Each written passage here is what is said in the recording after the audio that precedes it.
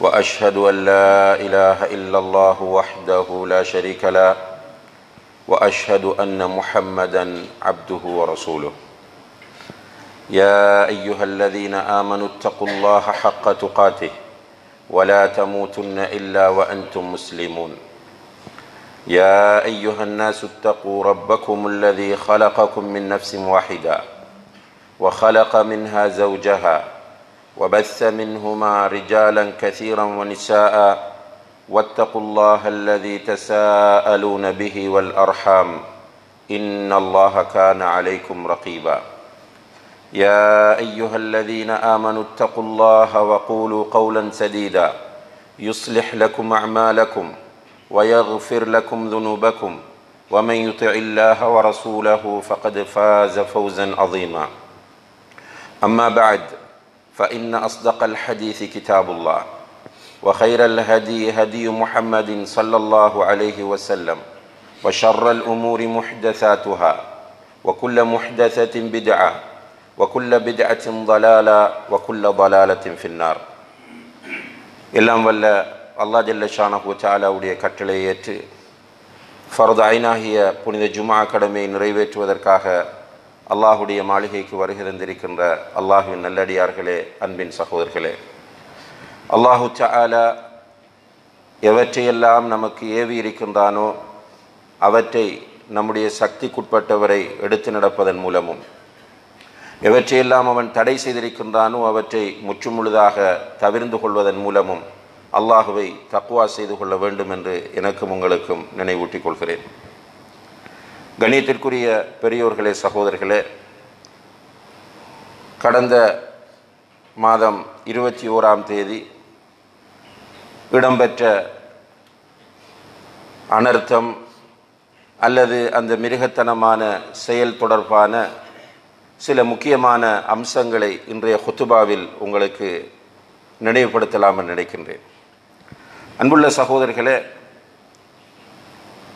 கடந்த 21ஆம் தேதி இப்படி ஒரு நிகழ்வு நடக்கும் என்று நம்மில் யாருமே எதிர்பார்த்திருக்கவில்லை.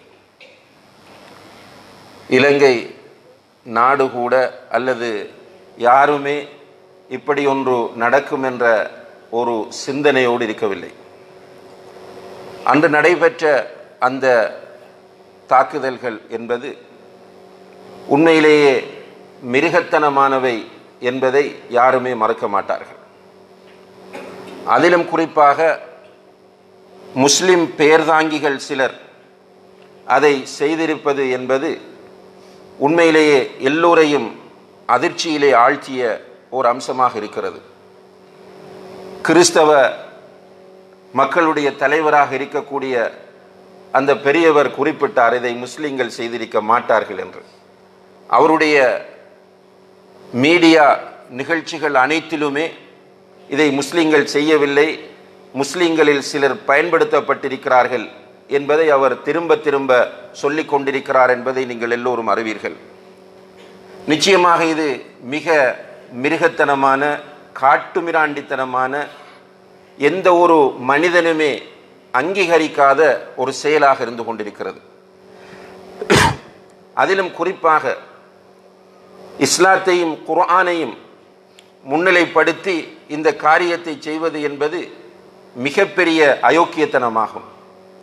ஏனென்றால் இஸ்லாத்தை பொறுத்தவரையில் அல் குர்ஆன், ஹதீஸ் என்ற இரண்டு பிரதானமான அடிப்படை மூலாதாரங்களை கொண்ட மார்க்கமாக அது இருக்கிறது.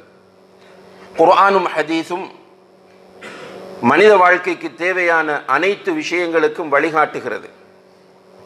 இந்த உலகத்தில் மனிதன் எப்படி வாழ வேண்டும் என்பதற்கு தேவையான அனைத்து அம்சங்களும் குர்ஆனிலும் ஹதீஸிலும் இருக்கின்றன.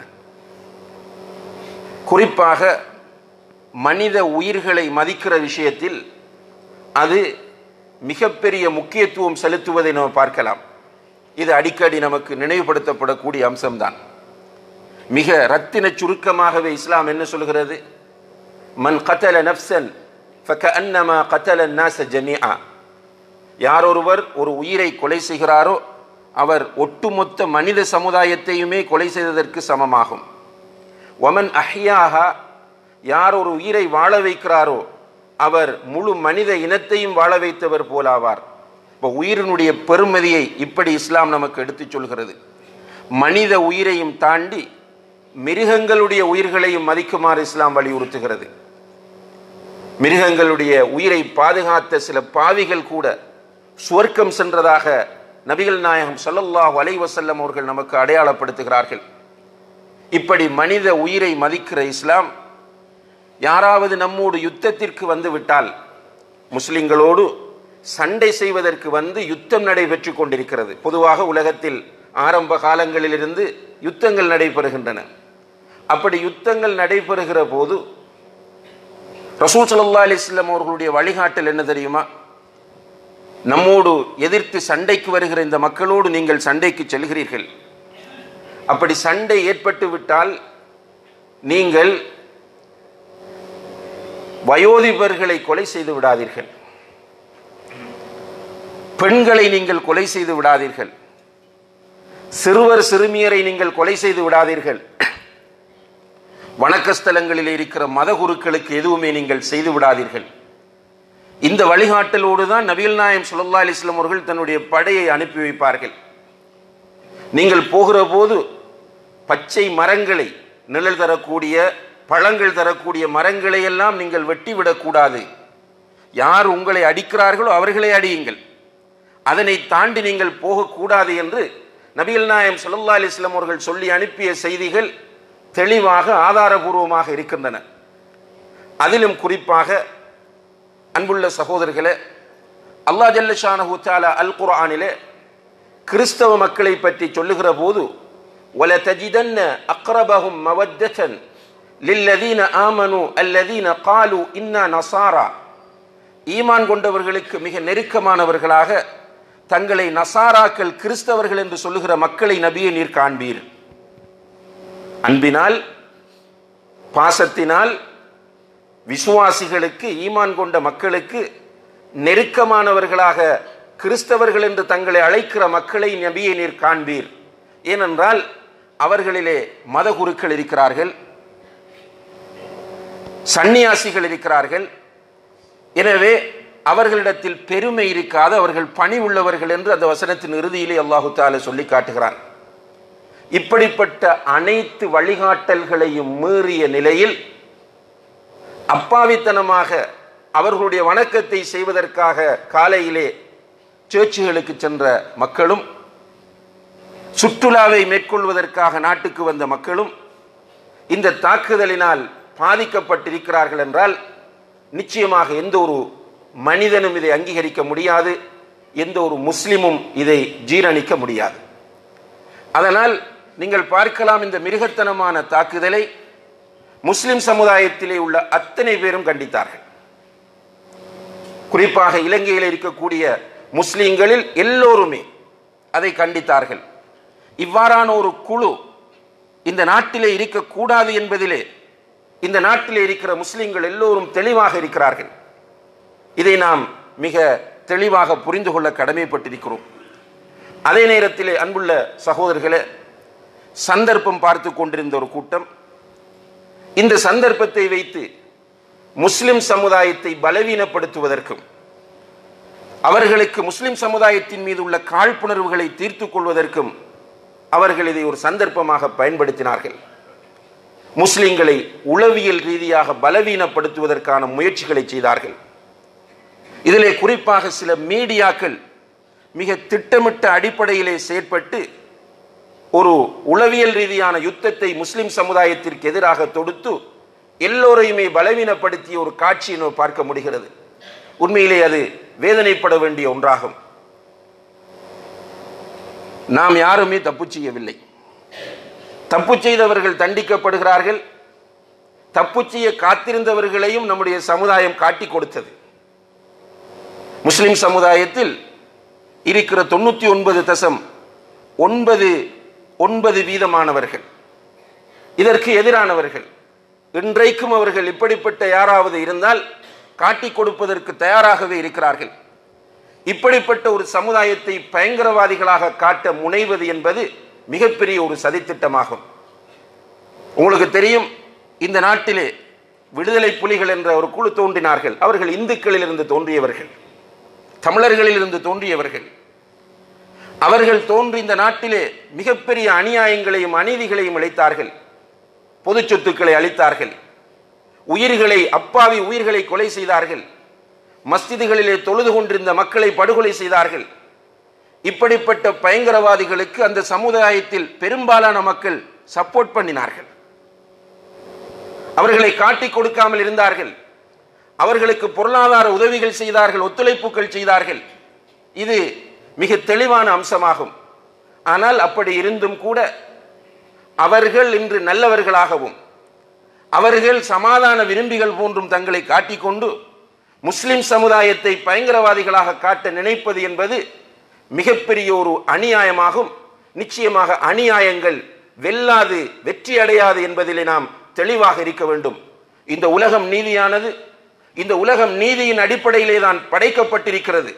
நீதியின் அடிப்படையில் படைக்கப்பட்டிருக்கிற இந்த உலகத்தில் அநியாயம் வெல்லுமாக இருந்தால் அர்த்தம் இல்லாமல் போகும். எனவே நிச்சயமாக அநியாயம் தோக்கும் என்பதிலே நாம் தெளிவாக இருக்க வேண்டும். அதே நேரத்திலே ஏன் நாம் பலவீனப்பட வேண்டும் என்கிற ஒரு கேள்வி நம்மிடத்தில் இருக்கிறது. பயந்து போய் கவலைப்பட்டு கொண்டு நிம்மதி இல்லாமல் ஏன் நாம் இருக்க வேண்டும் என்கிற ஒரு கேள்வி நம்மிடத்தில் இருக்கிறது. அன்புள்ள சகோதரர்களே, நாம் எந்த தவறும் செய்யவில்லை. நம்மிடத்திலே எந்த விதமான ஆயுதங்களும் கிடையாது. இந்த ஐஎஸ் போன்ற பயங்கரவாதிகளுக்கு நாம் எந்த வகையிலும் ஒத்துழைப்பு கொடுப்பவர்கள் கிடையாது. இப்படி இருக்கிற போது நம்மிடத்தில் பயம் வருகிறது என்றால், நம்மிடத்தில் கவலை அதிகரிக்கிறது என்றால் அதற்கு ஒரு காரணத்தை அல்லாஹு தஆலா அல் குர்ஆனிலே சொல்கிறான். சூரா யூனுஸிலே அவன் சொல்லும் போது, அலா இன்ன அவுலியா அல்லாஹி லா ஹவுஃபுன் அலைஹிம் வலா ஹும் யஹ்ஸனூன்.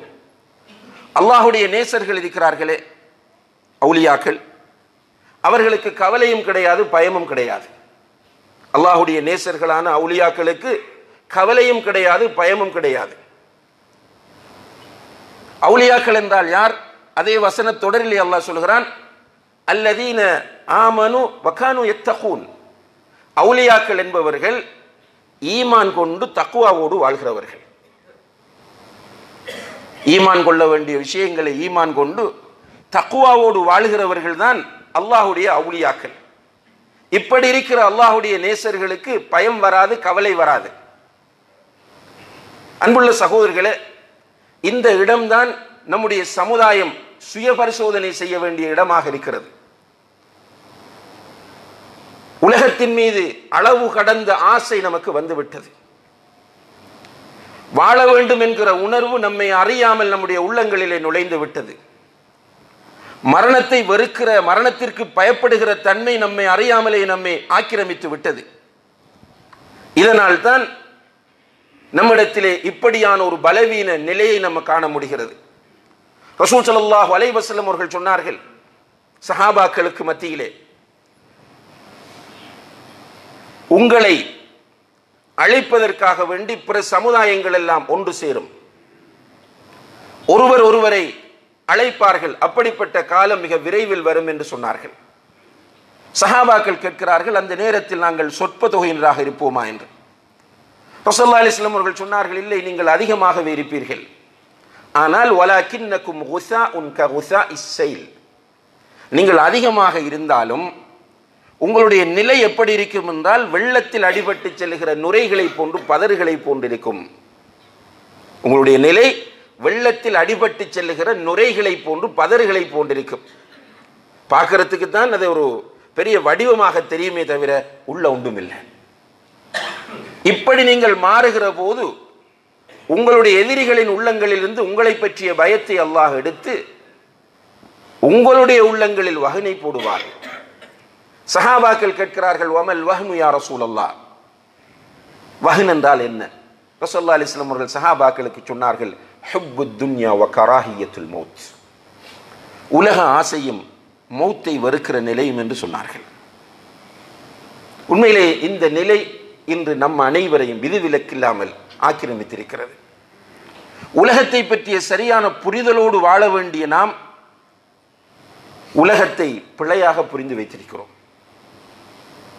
இந்த உலகத்தை பொறுத்தவரையில் அன்புள்ள சகோதரர்களே, குர்ஆனும் ஹதீஸும் நம்முடைய வழிகாட்டி என்று நாம் ஈமான் கொண்டால், இது முக்கியமான கண்டிஷன்.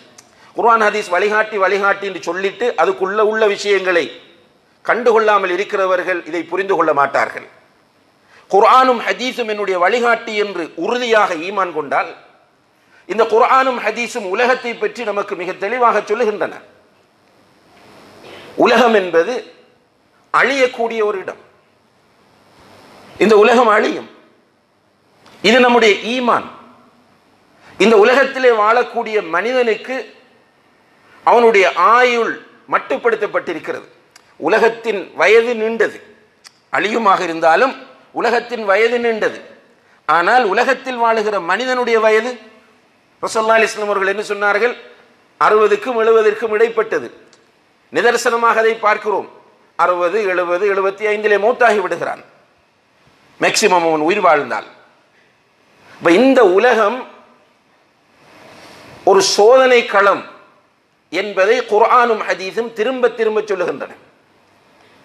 இந்த உலகத்தை பொறுத்தவரையில் ஒரு முஃமின் இதை வெறுமனே 100% அனுபவித்து விட்டு செல்லுகிற இடமாக பார்க்க முடியாது, பார்க்க மாட்டான். ரசூலுல்லாஹி அலைஹி வஸல்லம் அவர்கள் சொல்லுகிறார்கள், அத்-துன்யா சிஜ்னுல் முஃமின் வ ஜன்னத்துல் காஃபிர். இந்த உலகம் முஃமினுக்கு சிறைக்கூடம். இந்த உலகம் முஃமினுக்கு சிறைச்சாலை. சிறைச்சாலையில் சொகுசுகள் கிடையாது, வசதிகள் கிடையாது, ஏன் அடிப்படை வசதிகள் கூட கிடைக்காது. அப்ப இந்த உலகத்தில் சோதனைகள் என்பது ஒரு முஃமினை பொறுத்தவரையில் தவிர்க்க முடியாதது. சோதனை இருந்து கொண்டே இருக்கும். அல்லாஹு தஆலா சூரத்துல் பக்ரா 155வது வசனத்தில் சொல்லும் போது வலனபுலுவன்னக்கும் உறுதிப்படுத்தி சொல்கிறான், நிச்சயமாக நாம் உங்களை சோதிப்போம். சோதனையின் வடிவங்களையும் அவனே சொல்லுகிறான். பிஷைஇம் மினல் ஹௌஃப், கொஞ்சம் பயத்தை கொண்டு சோதிப்போம். வல்ஜூ, கொஞ்சம் பசியை கொண்டு சோதிப்போம். வனக்ஸிம் மினல் அம்வால், உங்களுடைய பொருளாதாரத்தில் குறைவை ஏற்படுத்துவது கொண்டு சோதிப்போம். வல் அன்ஃபுஸ், உங்களுடைய உயிர்களை குறைப்பது கொண்டு சோதிப்போம். வஸ்ஸமராத், உங்களுடைய விளைச்சல்களில் குறைவை ஏற்படுத்துவது கொண்டு சோதிப்போம். அப்ப இந்த உலகம் என்பது நிச்சயமாக ஒரு மூமினுடைய பார்வையில் சோதனை களம். நேரடியாக அல்லாஹ்வோடு தொடர்பாக இருந்தவர்கள் யார் இந்த உலகத்தில்? நபிமார்கள், ரசூல்மார்கள். இந்த உலகத்தில் எந்த ஒரு நபியும் எந்த ஒரு ரசூலும் சொகுசாக வாழவில்லை. சோதனைகளுக்கு மத்தியிலே தான் வாழ்ந்தார்கள். அதனால் தான் நபிகள் நாயகம் ஸல்லல்லாஹு அலைஹி வஸல்லம் அவர்கள் சொன்னார்கள், அஷத்துன் நாஸி பலாஅன் அல் அன்பியா. இந்த உலகத்தில் மிக கடுமையாக சோதிக்கப்பட்டவர்கள் நபிமார்கள். சும்ம ஸாலிஹூன், அடுத்த சோதனைக்கு உள்ளாக்கப்பட்டவர்கள் சாலிஹான நல்ல மனிதர்கள். சும்மல் அம்ஸலு ஃபல் அம்ஸல், அதற்கு பிறகு யார் மார்க்கத்தில் நல்ல பற்றோடு இருக்கிறார்களோ அவர்கள் சோதிக்கப்பட்டார்கள். ஒருவருடைய மார்க்க உறுதியின் தன்மைக்கு ஏற்ப அவருடைய சோதனை கடுமையாக இருக்கும் என்று ரசூல் ஸல்லல்லாஹு அலைஹி வஸல்லம் அவர்கள் சொல்கிறார்கள். நபிகள் நாயகம் ஸல்லல்லாஹு அலைஹி வஸல்லம் அவர்களுடைய வாழ்க்கையை நீங்கள் பார்த்தால் மக்காவிலே அவர்கள் சந்தித்த சோதனையின் வடிவங்கள் நிறைய இருக்கின்றன. நிறைய படித்திருக்கிறோம்.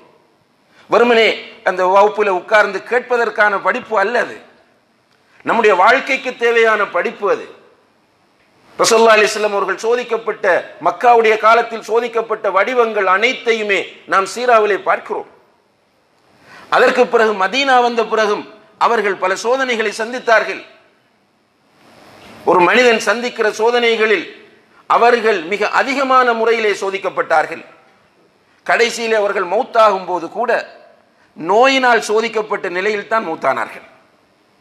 இன்னி ஊஅகு கமா யூஅகு ரஜுலானி மின்கும், உங்களில் 2 மனிதர்களுக்கு வருகிற வருத்தம், உங்கள் 2 மனிதர்கள் படுகிற கஷ்டத்தை நான் தனி அனுபவிக்கிறேன் என்று சொல்லிக்கொண்டு அந்த நோயோடு தான் அல்லாஹ்வுடைய தூதர் ஸல்லல்லாஹு அலைஹி வஸல்லம் அவர்கள் இந்த உலகத்தை விட்டு போனார்கள். எனவே நமக்கு கஷ்டம் வரக்கூடாது, துன்பம் வரக்கூடாது, சோதனை வரக்கூடாது என்ற இந்த மனப்பாங்குதான் இன்று நம்மை ஒரு வகையில் பலவீனப்படுத்தி இருக்கிறது என்பதை நாம் புரிந்து கொள்ள வேண்டும். உண்மையிலே சில இடங்கள் நாம் பார்க்கிறோம், அரசாங்கம், பாதுகாப்பு படை அவர்களுடைய கடமையை செய்கிறார்கள். இந்த அநியாயக்கார செயலை செய்தவர்கள் சில இளைஞர்கள், அவர்கள் முஸ்லிம் சமுதாயத்தில் இருந்த இளைஞர்கள். எனவே அவர்கள் இன்னும் இவர்களை போன்றவர்கள் இருக்கலாம் என்ற ஒரு சந்தேகம் அவர்களிடத்தில் வருவது தவிர்க்க முடியாத ஒன்று. எனவே அவர்கள் உங்களுடைய வீடுகளை சர்ச் பண்ண வேண்டும், உங்களுடைய இடங்களை பரிசோதிக்க வேண்டும் என்று சொன்னால் அது நியாயமானது, அவர்கள் அவர்களுடைய கடமையை செய்வார்கள். நாம் ஏன் இந்த நேரத்தில் பயப்பட வேண்டும், கவலைப்பட வேண்டும் என்று நான் கேட்கிறேன். சில இடங்களில் பார்க்கிறோம் அன்புள்ள சகோதரர்களே, சிறிய வீடு, நிறைய பொருட்களும் கிடையாது, ஒரு சாதாரணமான நிலையில் இருக்கிற மக்கள். அவருடைய வீட்டில் போனால் ஒரு பெட் இருக்கும், சில நேரம் பெட்டும் இல்லை, பெரிய கபர்ட்டும் கிடையாது, கிச்சனில் பெரிய பொருட்களும் கிடையாது, ஒரு கத்தி அல்லது 2 கத்தி, மேச கத்தி இருக்கும், வீட்டில் பார்க்கறதுக்கு ஒன்றும் இல்லை. அவர்களுக்கும் இந்த இப்படிப்பட்ட தீவிரவாதிகளுக்கும் எந்த சம்பந்தமும் இல்லை. ஆனால் ஆர்மி வருகிறார், இராணுவம் வருகிறது என்று சொல்லும் போது இவர்கள் அடைகிற பயம். சில வீடுகளில் பெண்கள் சொல்லுகிறார்கள், அவர்களுக்கு ஹார்ட் பீட்டிங், இதய துடிப்பு அதிகரித்தது, சுகர் கூடியது, பிரஷர் கூடியது. ஏன் இந்த நிலை? உண்மையிலே நம்மிடத்திலே தக்வா இருக்குமாக இருந்தால், நம்மிடத்திலே ஈமான் இருக்குமாக இருந்தால் எந்த பிரச்சனையும் கிடையாது. இந்த இடத்தில் தான் அல்லாஹ் ஜல்ல ஷானஹு வ தஆலா சொல்லுகிற மிக முக்கியமான ஒரு செய்தி. சூரத்துல் பக்ரா 155 உங்களை இப்படியெல்லாம் சோதிப்போம் என்று சொல்லிவிட்டு அல்லாஹ் சொல்கிறான், வபஷ்ஷிரி ஸாபிரீன், நபியை பொறுமையாளர்களுக்கு நீ நன்மாராயம் கூறு. சோதனைகளின் போது பொறுமை தேவை, கலங்கக்கூடாது, தடுமாறக்கூடாது, விரக்தி அடையக்கூடாது, பொறுமை தேவை. பொறுமை என்றால் என்ன? பல்ல கடிச்சு கொண்டிருக்கிறதா? பொறுமை என்பது என்னவென்றால், இந்த சோதனை அல்லாஹு தஆலா சூரா முஹம்மத் 31வது வசனத்திலே சொல்லும் போது, உங்களில் யார் நல்லவர்கள், யார் கெட்டவர்கள், யார் உறுதியாக இருக்கிறார், யார் தியாகம் செய்கிறார் என்பதை அறிந்து கொள்வதற்காக வேண்டித்தான் சோதனை என்று சொல்கிறார். அப்ப நம்முடைய ஈமானை சோதிப்பது தான் இந்த சோதனையின் பிரதானமான நோக்கம். இப்ப பொறுமையோடு இருங்கள் என்றால் ஈமானை இழந்து விடாதீர்கள் என்பதுதான் அதனுடைய அர்த்தமாகும். ரசூலுல்லாஹி அலைஹி வஸல்லம் அவர்கள் காபத்துல்லாவிலே, மக்காவுடைய காலத்தில் காபத்துல்லாவுக்கு போய், காபத்துல்லாவுக்கு பக்கத்திலே அவர்கள் தன்னுடைய ஒரு கையிலே கன்னத்தை வைத்து சாய்ந்து கொண்டிருக்கிறார்கள். ஹப்பாப் ரலியல்லாஹு அன்ஹு அவர்கள் அங்கே வருகிறார்கள்.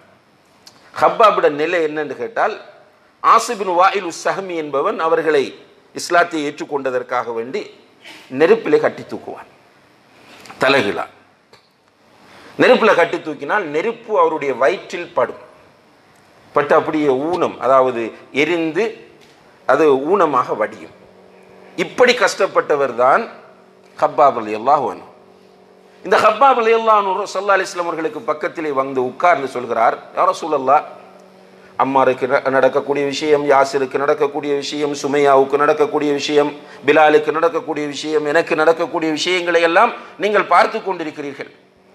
அலா தஸ்தன்சிரு லனா, நீங்கள் எங்களுக்காக அல்லாஹ்விடத்தில் உதவி கேட்க மாட்டீர்களா?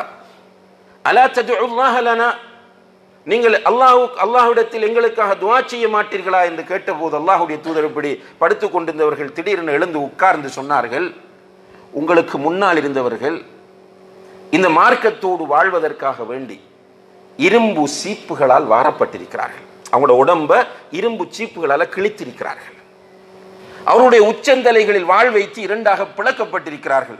இருந்தாலும் அவர்கள் மார்க்கத்தில் உறுதியோடும் பொறுமையோடும் இருந்தார்கள் என்று ஸல்லல்லாஹு அலைஹி வஸல்லம் அவர்கள் ஹப்பாப் ரலியல்லாஹு அன்ஹு அவர்களுக்கு ஆறுதல் சொன்னார்கள். அன்புள்ள சகோதரர்களே, சோதனைகள் வருகிற போது ஈமானை இழந்து விடுவது இருக்கிறது சோதனையில் ஃபெயில். இதை அறியறதுக்காகத்தான் அல்லாஹ் அந்த சோதனையை தருகிறான். அல்லாஹ் நினைத்தால் நம்முடைய ஈமான் என்ன, அல்லாஹ்வை பற்றி நம்முடைய புரிதல் என்ன? அலா குல்லி ஷைஇன் கதீர் இல்லையா? எல்லாவற்றுக்கும் ஆற்றல் உள்ளவன்.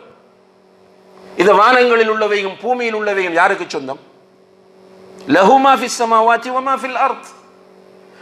வானங்களில் உள்ளவைகளும் பூமியில் உள்ளவைகளும் அல்லாஹ்வுக்கு தான் சொந்தம். அல்லாஹ்வுடைய ஸ்டைல் என்ன? குன் என்றால் ஆகிவிடும். இதை நம்ம நம்புகிறோமா இல்லையா சகோதரர்களே? இப்படியெல்லாம் நடக்கிற போது அல்லாஹ் குன் என்றால் எல்லாம் முடிஞ்சிடும். அல்லாஹு தஆலா எல்லாம் அறிந்தவன், அலீம், ஹக்கீம். அந்த அல்லாஹு தஆலா இந்த உலகத்தில் நம்மை சோதனைக்காக வேண்டியே படைத்து விட்டு நமக்கு மிகப்பெரிய ஒரு பரிசை மறுமையிலே வைத்திருக்கிறான். அந்த பரிசை தருவதற்காக வேண்டி இந்த உலகத்தில் நம்மை சோதிக்கிறான். சோதனையின் போது நம்ம தெளிவாகவும் உறுதியாகவும் பொறுமையாகவும் இருக்க வேண்டும். கொள்கையில் ஆட்டம் காணக்கூடாது, ஈமானில் தளர்வு வந்து விடக்கூடாது. இது வாழ வேண்டும் என்கிற ஆசையை உண்டாக்குகிறது. இன்றைக்கு நம்ம பார்க்கிறோம், இந்த சோதனைகள் வருகிற போது நம்முடைய மக்கள் இஸ்லாத்தை தகர்க்கக்கூடிய காரியங்களை சிம்பிளாக செய்கிறார்களா இல்லையா? என்ன நோக்கம்? யாரிடத்தில் இவர்கள் தப்ப விரும்புகிறார்கள்? இவர்கள் எதை அடைய விரும்புகிறார்கள்? அல்லது இதை செய்கிற போது அந்த மக்கள் இதன் மூலம் திருப்தி அடைவார்கள் என்று இவர்கள் நினைக்கிறார்கள். ஆனால் அந்த மக்கள் சிரிக்கிறார்கள். இந்த வெசாக்கின் போது நம்முடைய சமுதாயத்தில் உள்ள சில மக்கள் நடந்து கொண்ட காரியத்தை பார்த்து ஒரு பேராசிரியர் ஒரு குறிப்பை எழுதி வாட்ஸ்அப், ஃபேஸ்புக் எல்லாம் அனுப்பியிருந்தார். உங்களிடத்தில் இதை நாங்கள் எதிர்பார்க்கவில்லை. நீங்கள் பன்சிலைக்கு வர வேண்டும், பன்சிலையை சுத்தம் செய்ய வேண்டும், கொடி கட்ட வேண்டும், தன்செல் வழங்க வேண்டும், பூத்தட்டு கொண்டு போக வேண்டும் என்றெல்லாம் நாங்கள் விரும்பவில்லை. அவர் எழுதுகிறார், இதெல்லாம் டிராமா அண்ட் ஜோக், இதெல்லாம் நடிப்பும் நகைச்சுவையும் என்று சொல்கிறார். ஆனால் நம்முடைய மக்கள் எப்படி வாழ வேண்டும் என்பதற்காக வேண்டி எதுக்கும் ரெடி. இப்படிப்பட்டவர்கள் தஜ்ஜால் வந்தால் என்ன செய்வார்கள்? அல்லாஹ் பாதுகாக்க வேண்டும். அல்லாஹு தஆலா கடைசியில் சோதிப்பதற்காக தஜ்ஜாலை அனுப்புகிறான். தஜ்ஜாலுக்கு சில சக்திகளை கொடுத்து அல்லாஹ் அனுப்புகிறான். வானம் வெளிச்சமாக இருக்கும், மேகம் தெளிவாக இருக்கும். அந்த நேரத்தில் அல்லாஹு தஆலா வானத்தை பார்த்து தஜ்ஜால் வானத்தை பார்த்து சொல்லுவான், மழை பொழியும். வெளிச்சமாக தெளிவாக இருக்கிற வானம் மழை பொழியும். அல்லாஹ் அக்பர். காய்ந்து வறண்டு போய் கிடக்கிற நிலத்தை போய் பார்த்து சொல்லுவான், உன்னுடைய புற்பூண்டுகளை முளைக்க செய்ய, முளைத்து விடும்.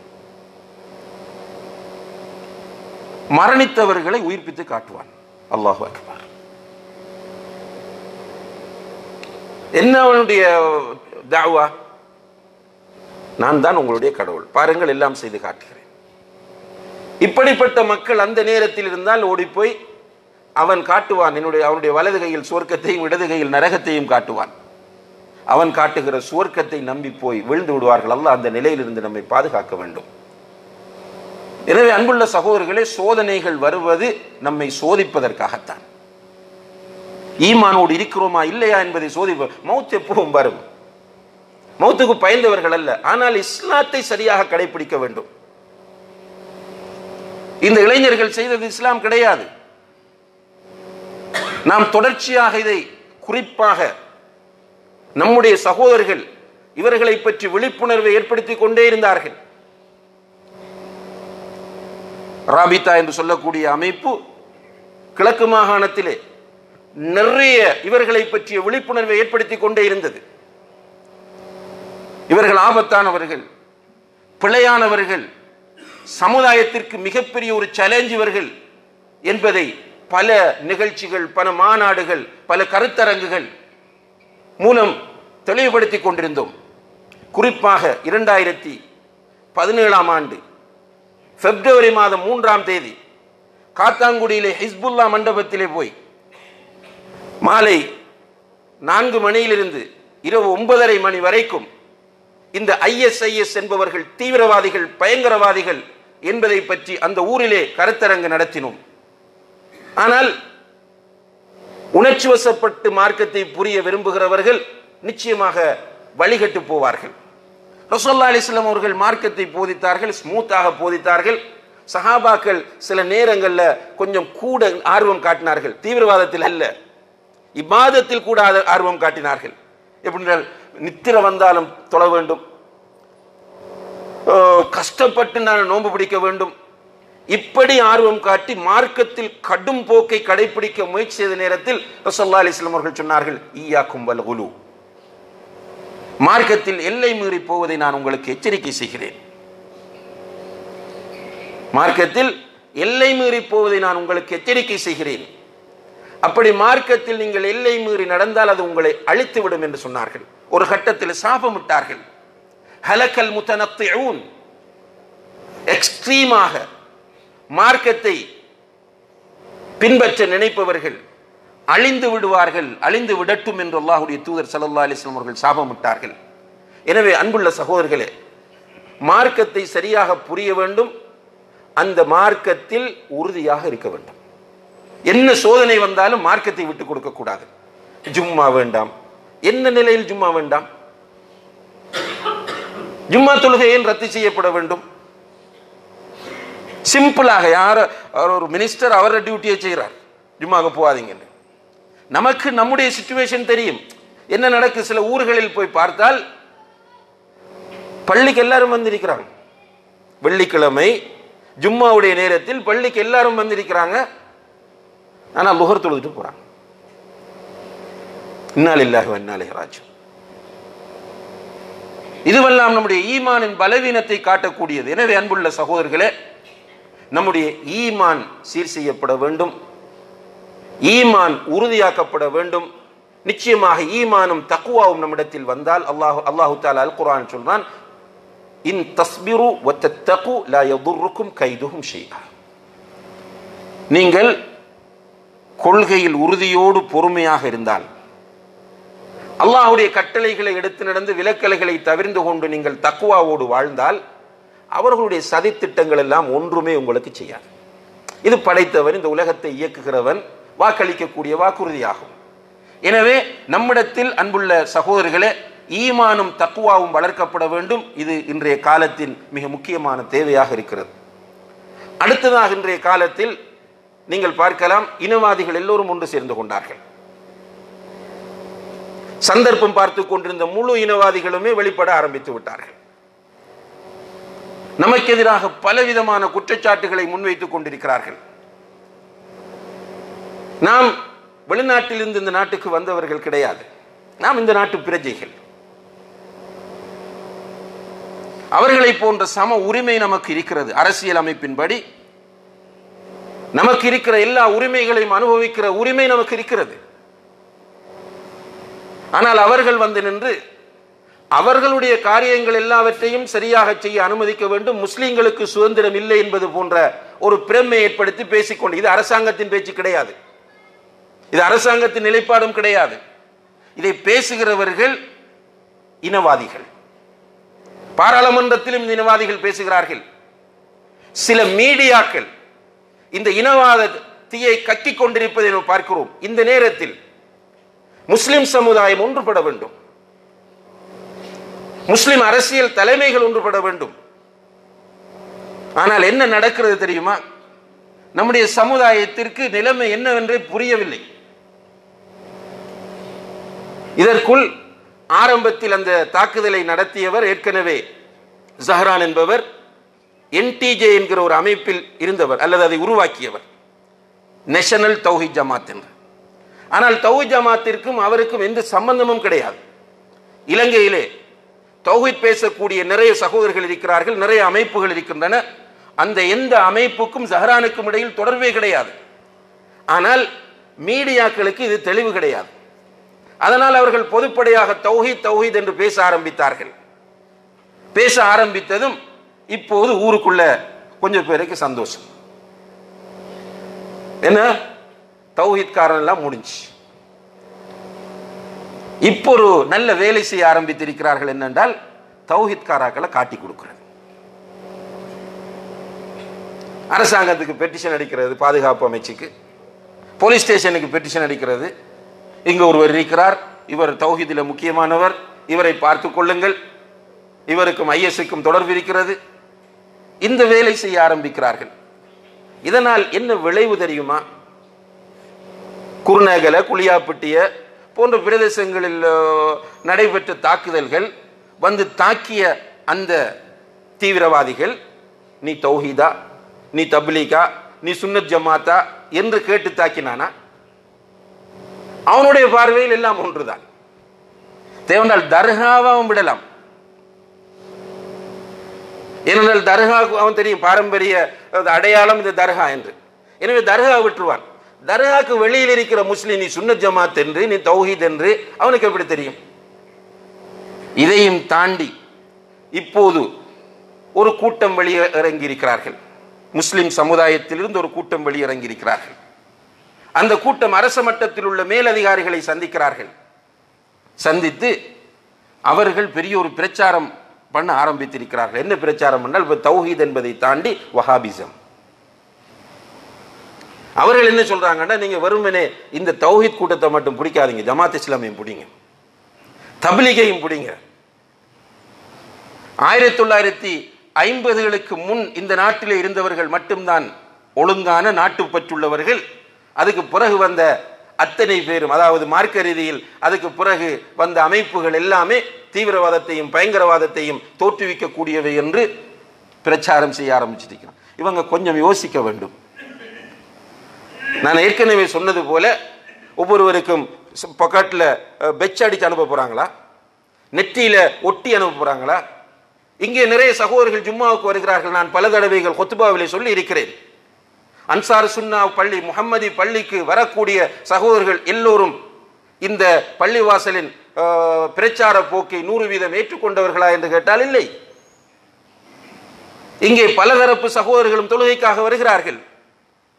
ஏனென்றால் எல்லோருடைய பார்வையிலும் எல்லோரும் முஸ்லீம்கள். நம்முடைய பிரச்சனை என்னவென்றால், உங்களிடம் இருக்கிற சில விஷயங்கள் மார்க்கத்திற்கு உடன்பாடானவை இல்லை என்று நாம் சொல்லுவோம். நம்மிடம் இருக்கிற சில விஷயங்கள் மார்க்கத்திற்கு உடன்பாடு இல்லை என்று நீங்கள் சொல்லுவீர்கள். ஆனால் யாரும் யாரையும் நாம் காஃபிர் என்று சொல்வதில்லை, முர்த்தத் என்று சொல்வதில்லை. அதே போல அவன் என்ன பார்க்க போகிறான் என்றால், ஒட்டுமொத்த முஸ்லிம் சமுதாயம் அவன் அழிக்கிற போது, எரிக்கிற போது, உடைக்கிற போது எல்லாத்தையும் சேர்த்துத்தான் அழிக்கப் போகிறான், உடைக்கப் போகிறான். எனவே இந்த சந்தர்ப்பத்தில் நிதானம் தேவை, கவனம் தேவை. அது மட்டுமல்ல, சில நேரங்களில் நீங்கள் பாரம்பரிய முஸ்லிமாக உங்களை நீங்கள் நினைக்கலாம். உங்களுடைய கட்டுப்பாட்டை தாண்டிய நிலையில் சரியான ஒரு வழியை தேர்வு செய்து உங்களுடைய மகன் இருக்கலாம், உங்களுடைய உடன் பிறந்த சகோதரன் இருக்கலாம், உங்களுடைய குடும்பத்தில் உள்ளவர்கள் இருக்கலாம். எனவே இந்த நேரம் இதற்குரிய நேரம் இல்லை என்பதை எல்லோரும் புரிந்து கொள்ள வேண்டும். இதிலே கோபப்பட்டு ஆத்திரப்பட்டு எல்லோரும் செயற்பட ஆரம்பித்தால் மாறி மாறி எல்லோருமே ஒருவரை காட்டிக் கொடுக்கக்கூடிய நிலை வரும். கடைசியில முஸ்லிம் சமுதாயம் சீரழிந்து விடக்கூடிய ஒரு சூழ்நிலை உருவாகும். எனவே அன்புள்ள சகோதரர்களே, இந்த காலம் நிச்சயமாக நாம் எல்லோரும் ஒற்றுமையாக இருக்க வேண்டிய காலம் என்பதை புரிந்து கொள்ளுங்கள். ஒற்றுமையாக இருப்பதற்காக வேண்டி எல்லோரும் முயற்சி செய்யுங்கள். அதற்காக கொள்கைகளை விட்டுக் கொடுங்கள் என்று நாம் சொல்லவில்லை. அவரவருடைய கொள்கை அவரவர் புரிந்து கொண்டதை பின்பற்றட்டும். சரியான கொள்கை குர்ஆனும் ஹதீஸும் சொல்லுகிற கொள்கைதான். சஹாபாக்கள், சலஃபு சாலிஹீன்கள், அதாவது தாபிஈன்கள் எந்த கொள்கையில் இருந்தார்களோ அந்த கொள்கை தான் சரியானது. எனவே அந்த கொள்கையை புரிந்து கொள்வதில் ஏற்படக்கூடிய புரிதல்களின் கருத்து வேறுபாடு என்பது நம்மை பகைவர்களாக ஆக்கி நம்மை நாமே அழித்துக் கொள்ளக்கூடிய நிலைக்கு போய்விடக் கூடாது என்பதிலே நாம் எல்லோரும் கவனமாக இருந்து கொள்ள வேண்டும். எனவே அன்புள்ள சகோதரர்களே, அல்லாஹ்வின் நல்லடியார்களே, இந்த விஷயங்கள் அனைத்தையும் நாம் கவனத்தில் கொண்டு செயற்பட முயற்சிய வேண்டும். எல்லாம் வல்ல அல்லாஹ் ஜல்ல ஷானஹு தஆலா அதற்கு நம் அனைவருக்கும் தௌஃபீக் செய்வானாக. வ ஆகிரு தஅவானா அனில் ஹம்துலில்லாஹி ரப்பில் ஆலமீன்.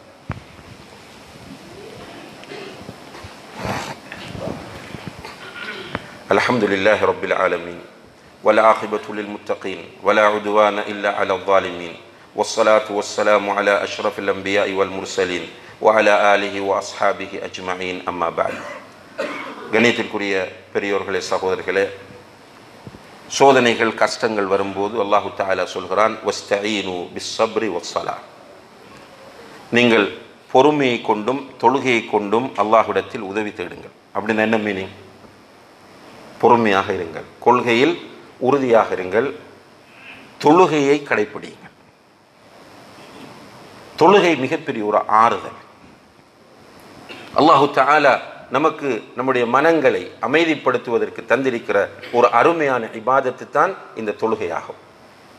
ரசூல் ஸல்லல்லாஹு அலைஹி வஸல்லம் அவர்களை பற்றி சஹாபாக்கள் சொல்லும்போது, இதா ஹஸிபஹு அம்ருன் ஃபஸிஅ இலஸ்ஸலா, அல்லாஹு அக்பர். இதா ஹஸிபஹு அம்ருன் என்றால் ஏதாவது ஒரு பிரச்சனைகள் அவர்களை சூழ்ந்து கொண்டால், நாலு பக்கத்தாலேயும் பிரச்சனை வந்தால் ஃபஸிஅ இலஸ்ஸலா, தொழுகைக்கு செல்வார்கள் அல்ல. தொழுகை செல்வார்கள் என்றால் சல்லா அல்லது தஹப இலஸ்ஸலா அப்படி சொல்லுவோம். ஃபஸிஅ என்றால் விரைவது, உடனே தொழப்போவார்கள். பிரச்சனைகள் கஷ்டங்கள் வந்தால் அல்லாஹ்வுடைய தூதர் ஸல்லல்லாஹு அலைஹி வஸல்லம் அவர்கள் தொழுகைக்கு விரைந்து விடுவார்கள். தொழுகையில் ரூஹானியத் இருக்கிறது, தொழுகையில் ராஹத் இருக்கிறது. பிலால் ரலியல்லாஹு அன்ஹுவை பார்த்து சொல்லுவார்கள், அரிஹ்னா பிஸ்ஸலாத்தி யா பிலால், பிலாலே தொழுகையை கொண்டு எங்களுக்கு ராகத்தை உண்டாக்கு என்று. இந்த காலத்தில் கொள்கையில் உறுதியோடு பொறுமையாக இருக்கிற அதே நேரத்தில் அல்லாஹு தஆலா சோதிக்கிறான். நபிமார்கள் சோதிக்கப்பட்டார்கள், சஹாபாக்கள் சோதிக்கப்பட்டார்கள், நல்லடியார்கள் நிறைய பேர், மூமின்கள் ஆரம்ப காலங்களில் எல்லாம் சோதிக்கப்பட்டு நமக்கும் சோதனை என்று சொல்லி நம்முடைய கொள்கையில் உறுதியாக இருக்க வேண்டும். குர்ஆனை போய் எரிக்கிற நிலைக்கு வந்து விடக்கூடாது. குர்ஆனை கொண்டு போய் பள்ளிவாசலுக்குள்ள வைக்கிற நிலைக்கு வந்து விடக்கூடாது. பன்சலைக்கு தட்டு தூக்குற நிலைக்கு வந்து விடக்கூடாது. பன்சலையை கிளீன் பண்ற நிலைக்கு வந்து விடக்கூடாது. நமக்கென்று சில எத்திக்ஸ் இருக்கும், நம்முடைய சில கொள்கைகள் இருக்கும். அந்த கொள்கைகளை நாம் பேணி நடக்க வேண்டும். அதே நேரத்தில் தொழுகையில் கூடுதல் ஆர்வம் காட்ட வேண்டும். நம்முடைய சமுதாயம், நம்ம கிழக்கு மாகாணத்தை பொறுத்தவரையில் பெரும்பான்மையாக நாம் வாழுகிறோம். அதால் சில விஷயம் நமக்கு புரியுதில்லை. எல்லாமே சிம்பிளாக போயிட்டு இருக்கு. நம்முடைய இளைஞர்கள் அப்படியே தான் இருக்கிறாங்க. 4 பேர் பைக்கில் சுற்றுறது இன்னும் குறையல. நோன்பு காலம் இன்னும் பார்க்காம ட்ரக்ஸ் பழக்கம் உள்ளவங்க இளைஞர்கள் அப்படித்தான் திடுறாங்க. தொழுகை இல்லை, என்ன நினைத்து கொண்டிருக்கிறார்கள் என்றே புரியவில்லை. அல்லாஹ் தான் அவர்களுக்கு ஹிதாயத்தை கொடுக்க வேண்டும். அன்புள்ள பெற்றோர்களே, நீங்கள் முதலாவது தொழுகையில் கூடுதல் ஆர்வம் காட்டுங்கள். குறிப்பாக ரமலான் மாதம். இப்போ முதல் வளமையாக நம்ம பேசுகிற விஷயம், முதல் ஆண்டு சுபஹுக்கு பார்த்த நேரத்தில் பள்ளிகளில் இடம் போதாது. தொடர்ந்து அப்படியே குறைஞ்சி வந்து இப்போ பாருங்க, பள்ளியில் சுபஹுக்கு கொஞ்சம் பேர் தான் எக்ஸ்ட்ரா, மற்றதெல்லாம் வளமையான சுபஹு தொழுகையாளிகள். ஒரு 300 பேர் வாராங்கண்டா ஒரு 25-30 பேர் எக்ஸ்ட்ரா வாரவங்க, மற்ற 275 பேரும் பழைய சுபஹு தொழுகையாளிகள். முதல் நோம்புக்கு வந்தாக்களை காணல. இப்படி இருக்காதீங்க. இந்த நிலைதான் நம்முடைய இந்த சோதனைகளுக்கெல்லாம் அடிப்படை என்பதை நம்ம ஏற்கனவே உணர்த்தினோம். புரிந்து கொள்ளுங்கள். இன்று நாடு இருக்கிற நிலைமை மிகவும் சங்கடமான ஒரு சூழ்நிலையாகும். மிகவும் இக்கட்டான ஒரு சூழ்நிலையில் தான் முஸ்லிம் சமுதாயம் என்று பார்க்கப்படுகிறது. பாராளுமன்றத்தில் பேசப்படக்கூடிய பேச்சுகளை நீங்கள் கேட்டிருப்பீர்கள். மீடியாக்கள் பரப்பக்கூடிய செய்திகளை நீங்கள் பார்த்திருப்பீர்கள். எனவே மிகப்பெரிய நிதானம் தேவை. பள்ளிவாசலோடு நெருக்கமான தொடர்பை ஏற்படுத்துங்கள். நாம் எல்லோரும் படைத்த ரப்புல் ஆலமீனை உறுதியாக நம்புகிறோம். அவன் இருக்கிறான். அவன்தான் இந்த பிரபஞ்சத்தை படைத்தவன் என்பதிலே உறுதியான ஈமானோடு இருக்கிறோம். இந்த பிரபஞ்சத்தை இயக்குகிறவன் அந்த ரப்புல் ஆலமீன் தான்.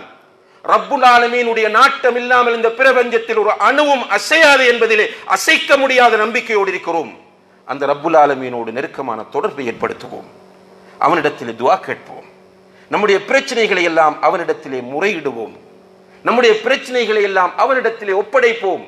நபி இப்ராஹிம் அலைஹிஸ்ஸலாம் அவர்களை பிடித்து வந்து கண்ணுக்கு முன்னால் நெருப்பை மூட்டி, குழியை தோண்டி அந்த குழியிலே நெருப்பை மூட்டி இப்ராஹிம் அலைஹிஸ்ஸலாம் அவர்களை பிடித்து எறிய போகிறார்கள்.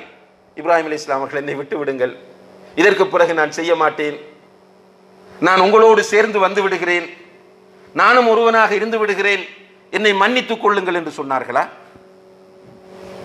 பிடித்து நெருப்புக்குள் வீச இழுக்கிறார்கள். இப்ராஹிம் அலைஹிஸ்ஸலாம் அவர்கள் சொன்னார்கள், ஹஸ்புனல்லாஹு வ நிஅமல் வக்கீல், நமக்கு அல்லாஹ்வே போதுமானவன், நமக்கு அல்லாஹ்வே போதுமானவன், பொறுப்பு சாட்டுவதற்கு அவனே மிகவும் அருகதையானவன். இந்த கொள்கையோடு நாம் இருக்க வேண்டும். அந்த ரப்போடு நெருக்கமான தொடர்பை ஏற்படுத்தினால் மனதில் அமைதி வரும், டென்ஷன் வராது. நம்மகிட்ட தப்பில்லை, நம்ம தப்பு செய்தவர்கள் அல்ல, இந்த அயோக்கியர்களுக்கு நம்ம சப்போர்ட் பண்ணியவர்கள் அல்ல, இந்த அயோக்கியர்களுக்கு நம் இடம் கொடுத்தவர்கள் அல்ல. இன்றைக்கும் நம்முடைய குடும்பத்திலும் சரி அப்படிப்பட்ட ஒருவன் இருந்தால் காட்டிக் கொடுப்பதற்கு நாம் தயாராக இருக்கிறோம். அப்படியான நாம் ஏன் பயப்பட வேண்டும்? ஏன் கவலைப்பட வேண்டும்? ஏன் விரக்தி அடைய வேண்டும்?